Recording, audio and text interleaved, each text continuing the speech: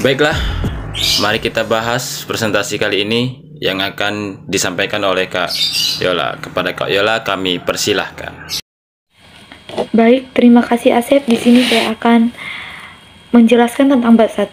Saya akan mewakili kelompok saya, yaitu profil perusahaan selera rasa Chex toko kue Pastry and Chex.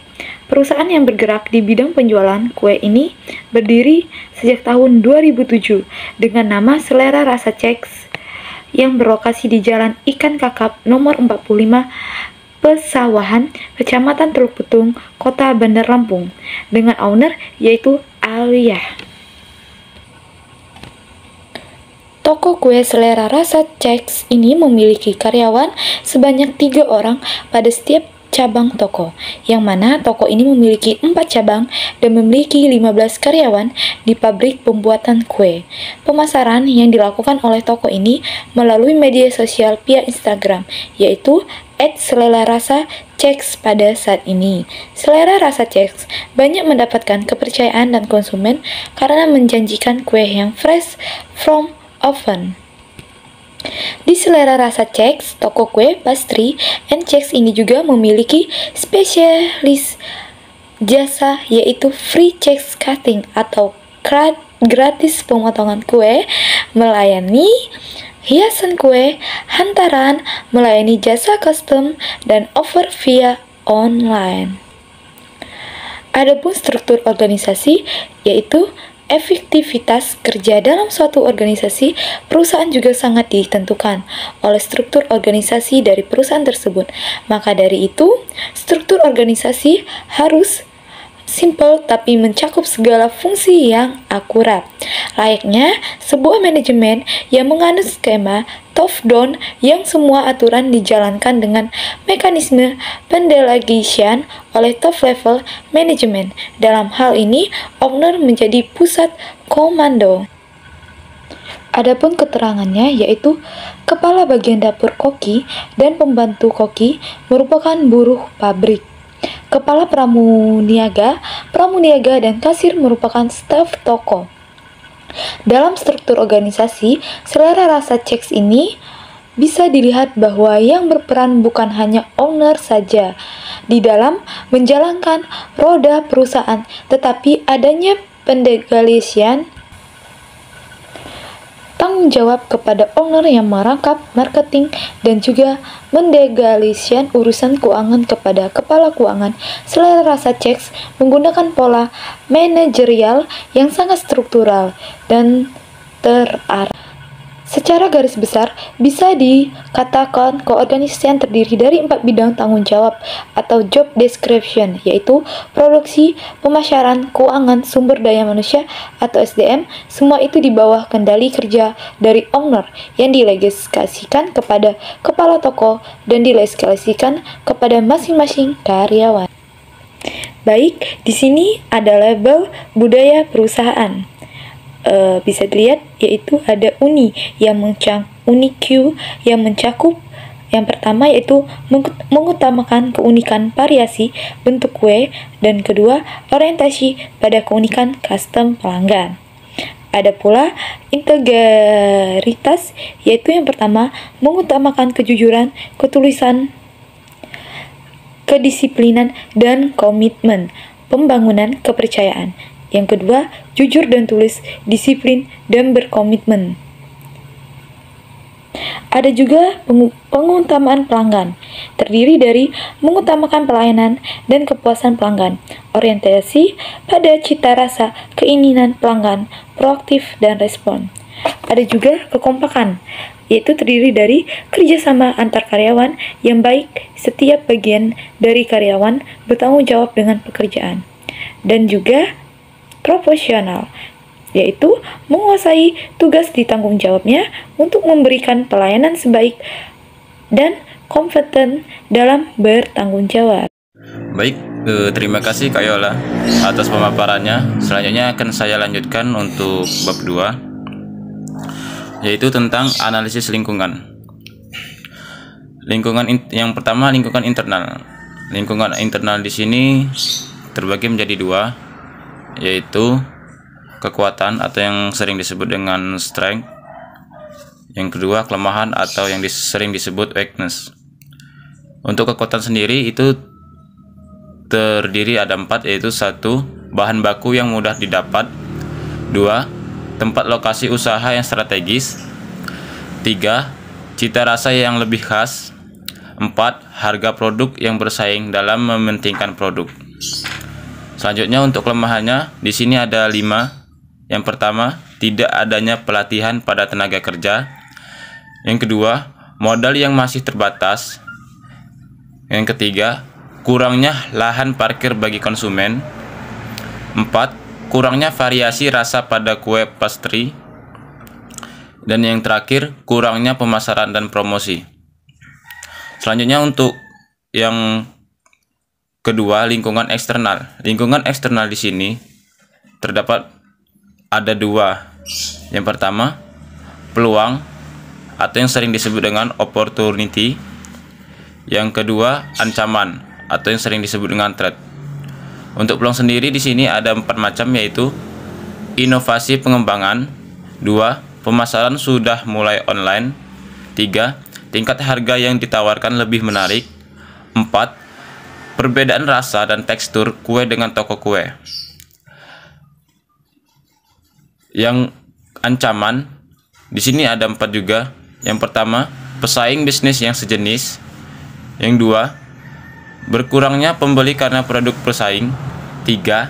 Rasa bosan terhadap produk. 4. Kenaikan harga bahan baku produksi. Baik, selanjutnya akan dipaparkan oleh Kak Handoko. Pada Kak Handoko, silakan. Oke, terima kasih Kak Asep. Jadi di sini izin memperkenalkan diri, nama saya Handoko, NPM 19011136. Di sini saya akan melanjutkan dari bab yang sudah dijelaskan dari Asep sebelumnya, yaitu bab 3, dan di sini saya akan langsung masuk ke bab 4. Di bab 4 ini strategi problem atau permasalahan strategis.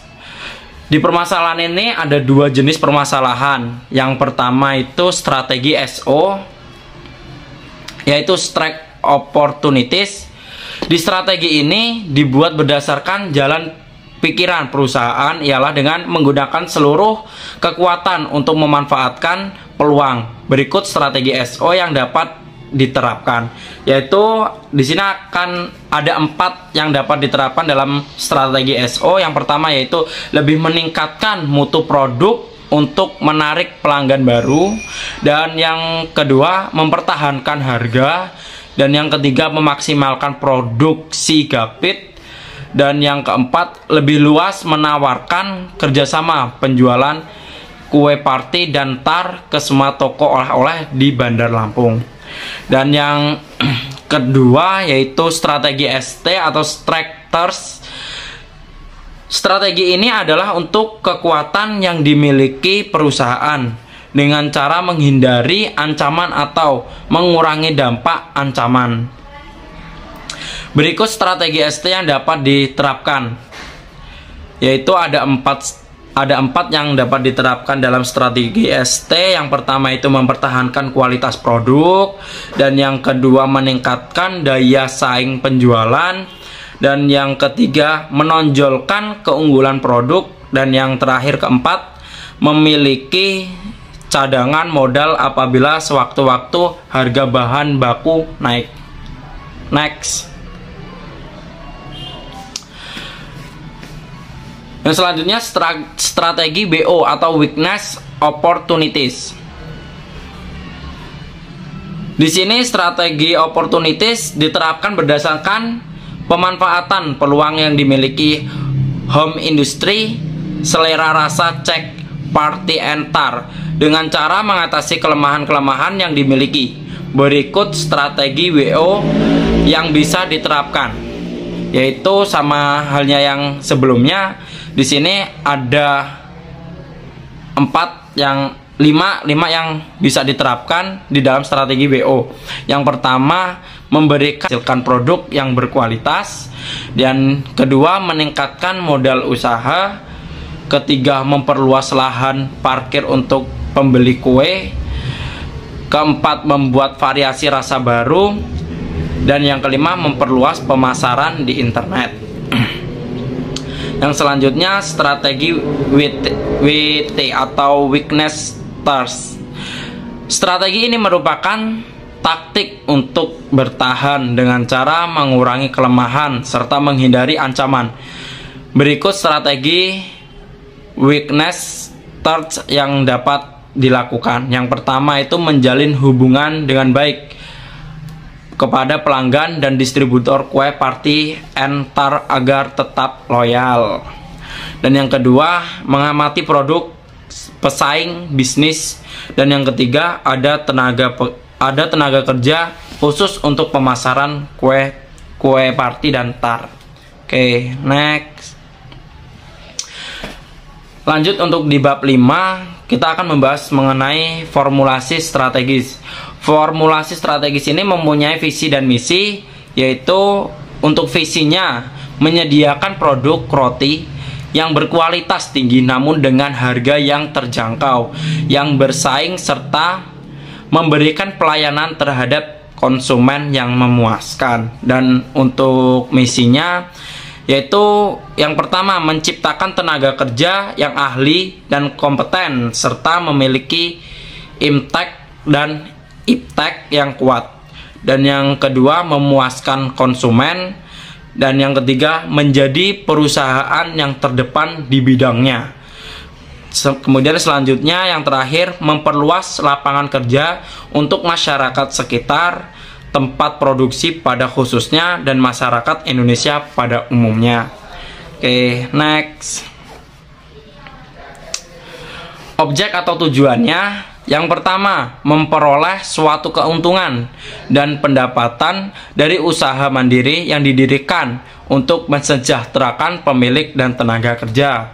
Dan yang kedua, mengajak masyarakat untuk hidup sehat dengan produk kue tanpa pengawet yang kita tawarkan.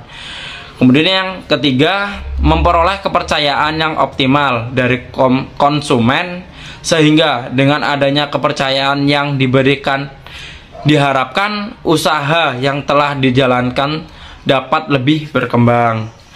Dan yang terakhir, yaitu dapat membuat produk menjadi dikenal luas kepada calon konsumen, khususnya di Bandar Lampung, terutama untuk segmentasi konsumen semua kelas sosial.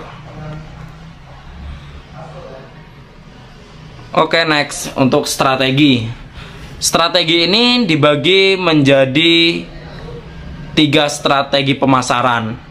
Yang pertama atau A,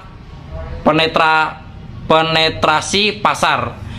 Penetrasi pasar itu dapat memperkenalkan selera rasa cek party entar kepada masyarakat agar lebih mengenal selera rasa cek dengan cara membuat iklan di surat kabar, media sosial seperti majalah tentang bisnis. Dan yang kedua, memberikan pelayanan yang memuaskan konsumen dengan menjaga hubungan yang baik dengan konsumen, melayani pelanggan dengan ramah dan cekatan.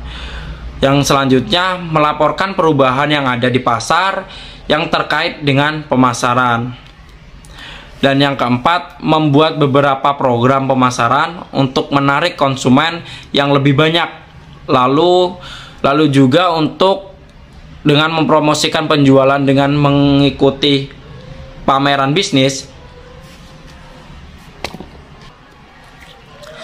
Membuat beberapa program pemasaran untuk menarik konsumen yang lebih banyak. Lalu juga dengan promosi penjualan dengan mengikuti pameran bisnis, mampu memberi promosi seperti potongan harga dan layanan delivery, membuat pertumbuhan industri bakery meningkat. Yang kedua yaitu pengembangan pasar. Di pengembangan pasar ini dalam mengenalkan produk kue party dan tar yang sudah ada ke wilayah geografis baru seperti daerah metro, Lampung Timur, dan Tanggamus. Ketiga atau yang C, pengembangan produk untuk menaikkan penjualan dengan memperbaiki produk kue party dan tar yang sudah ada atau dengan menambah aspek-aspek yang terpenting tersebut dilihat dari hasil analisis atau analisa lingkungan eksternal dan internal perusahaan serta mengacu pada analisa-analisa melalui alat analisis strategi yang telah dibahas. Maka berikut ini adalah aspek-aspek pendukung strategi yang perlu diperhatikan dan diterapkan oleh perusahaan roti Hawaii Bakery sebagai langkah untuk peningkatan mutu di segala aspek. Yaitu yang pertama, perencanaan SDM, dan yang kedua, pelatihan karyawan, ketiga, layanan pelanggan, keempat, inovasi produk, kelima, teknologi baru, keenam, kerjasama bisnis, dan yang terakhir atau yang ketujuh itu promosi. Oke, kita lanjut masuk ke bab 7, penutup dan kesimpulan. Berdasarkan hasil penelitian pada selera rasa cek party and tart, diketahui bahwa terdapat beberapa strategi yang dapat mempengaruhi untuk bersaing di pasaran seperti pada produksi kue, party, dan tart, yaitu penggunaan bahan baku yang berkualitas, memprioritaskan rasa, memaksimalkan produksi, dan memenuhi pesanan konsumen, melakukan pesan antar kepada pelanggan yang memesan dalam jumlah tertentu. Analisis SWOT yang terdiri dari faktor internal, strength, opportunity, dan faktor eksternal, weakness, treatment, yang digunakan pada home industry, selera rasa cek party and tart, maka strategi pengembangan usaha yang dapat digunakan home industry berdasarkan matriks SWOT, yaitu mempertahankan analisis SWOT untuk strategi pengembangan kualitas produk yang berkualitas, menambah modal usaha seperti meminjam pada keluarga atau meminjam uang di bank yang bunganya ringan, membuat variasi rasa baru agar konsumen tidak merasa bosan. Ada tenaga kerja khusus di bidang yang memasarkan produk kue party dan tart untuk memperluas pasar dengan cara memasarkan lewat internet atau media sosial agar produk lebih dikenal seluruh wilayah.